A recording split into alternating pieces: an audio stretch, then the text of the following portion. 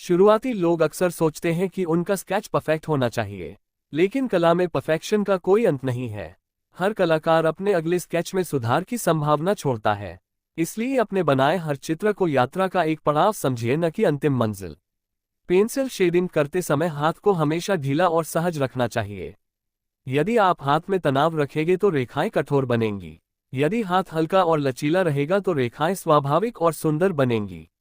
यही स्वाभाविकता स्केच को आकर्षक बनाती है।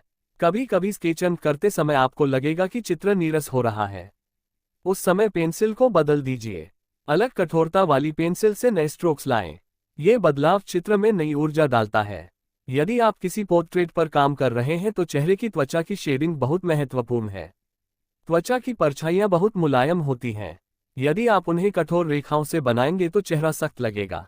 मुलायम ब्लेंडिंग और हल्के स्ट्रोक से ही त्वचा की वास्तविकता आती है। होठों की शेडिंग करते समय ये ध्यान रखना चाहिए कि वे केवल लाल या गुलाबी रंग के नहीं होते, बल्कि उन पर रोशनी और परछाई का खेल होता है। हल्की जगहों को सफेद छोड़ दीजिए और गहरी जगहों पर पेंसिल दबाकर असर दीजिए। इसी संतुलन से मुस्कान जीवंत लगेगी। नाक की शेडिंग में सबसे बड़ी चुनौती यह है कि नाक के किनारे कठोर रेखाओं से न दिखें। नाक की रूपरेखा बहुत मुलायम होती है, इसलिए नाक को सीधे रेखा से मत बनाएं, बल्कि परछाइयों से उसका आकार दीजिए। चेहरे की शेडिंग का सबसे कठिन हिस्सा है गाल और ठोड़ी। यहाँ पर रोशनी और अंधकार का बहुत सूक्ष्म खेल होता है। यदि गाल को बहुत गहरा कर दिया तो चेहरा दुबला लगेगा, और यदि बहुत हल्का कर दिया तो चेहरा सपाट लगेगा। अभ्यास से ये संतुलन सीखा जा सकता है। आंखों की पुतली में चमक बनाना सबसे जरूरी है। यदि आप पुतली को पूरा गहरा बना देंगे तो आंख मृत सी लगेगी, लेकिन यदि पुतली में एक छोटा सा सफेद बिंदु छोड़ देंगे तो वही बिंदु आंख में जीवन डाल देगा। बालों की शेडिंग में धैर्य सबसे ज्यादा चाहिए। यदि आप बालों को जल्दी जल्दी भर देंगे तो वे नकली लगेंगे। बालों को दिशा और प्रवाह के अनुसार छोटे छोटे समूहों में शेड कीजिए।